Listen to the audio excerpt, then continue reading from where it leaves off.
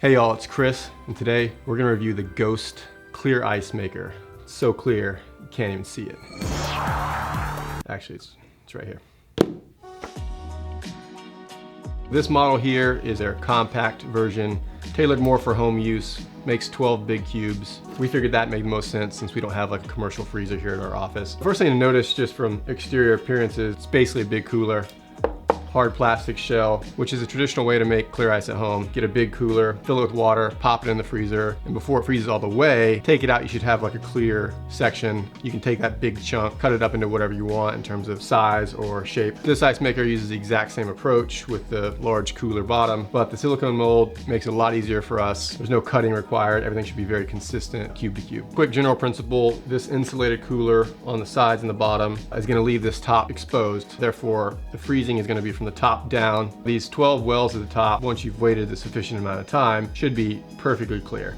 We'll see how it goes. First thing we'll do is fill the cooler with tap water. Then we'll insert the mold into the cooler.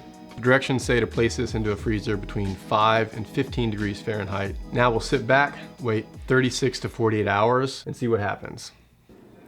Okay, it's been about 36, 40 hours. Let's see how our Ghost ice maker did. Took the bar. We are eager to get into this, but it's a little rigid. Instructions say you're gonna have to wait about 15 minutes once you pop it out of the freezer for this to soften up, and then you'll be able to get your cubes out. It's been 15 minutes. You're supposed to pull up on each of the corners, one by one. Sure, it kind of feels like it's loosening.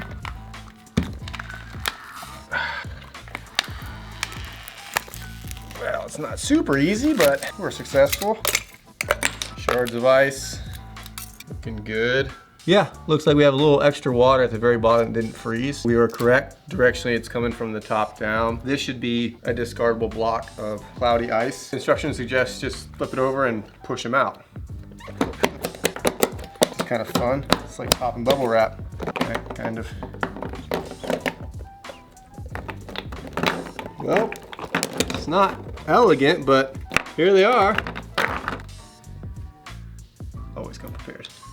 They did mention this. This one popped up. It was a little bit taller, you can see, and you got a massive cloudy set there, so that's not great. This one has something similar, although less intense. 12 cubes, 10 look fully, completely crystal clear, and then 2 that are a little bit taller and cloudy. It's kind of an interesting thing. I mean, you could probably cut that with a knife, get rid of the cloud, or otherwise just kind of be happy with your ratio there.